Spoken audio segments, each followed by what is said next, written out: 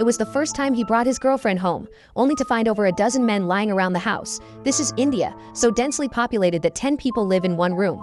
Eventually, his girlfriend told him that her parents disapproved. She asked, "If we get married, what then? What about having kids? Our relationship ends here." Shuya was devastated. His girlfriend was so beautiful, he didn't want to lose her. The next day, he found a shady housing agent who rented him a large apartment at an unbelievably low price. Being naive, he was easily scammed. He only realized after getting the keys that the apartment was on the 35th floor of an unfinished abandoned building. Still, it was cheap, so he accepted it. But the real drama was yet to come. On the first morning, the wind slammed the door shut, and he got locked inside the 35th floor. He tried kicking the door, smashing it with pliers, a wrench, even a fan. Nothing worked. This was the poor district, and every home had reinforced anti-theft doors.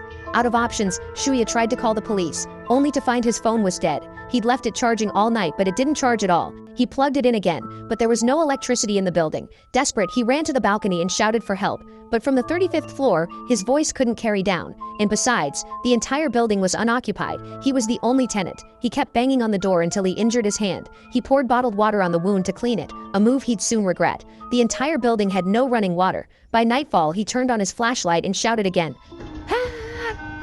But the sound was drowned by city traffic below. The next morning, thirst finally set in. He stared at the empty water bottle. Only then did he realize he'd used the last of the water on his wound. He grabbed the TV and hurled it off the 35th floor. Surely someone would hear that, right?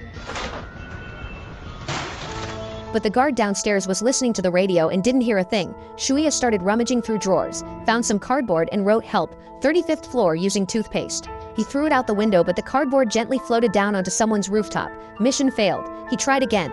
This time it landed on a neighboring rooftop. He had no toothpaste left. Desperate, he peeled off his bandage and used blood from his wound to write another sign. "Help, 35th floor." This was it, all or nothing. Finally, the cardboard drifted onto someone's laundry rack. Now came the long wait. He waited and waited. Eventually, a woman came out to collect laundry, but it was too dark. She didn't notice the sign. In despair, Shuya decided to get something to eat, only to find a rat in the kitchen. He was terrified of rats.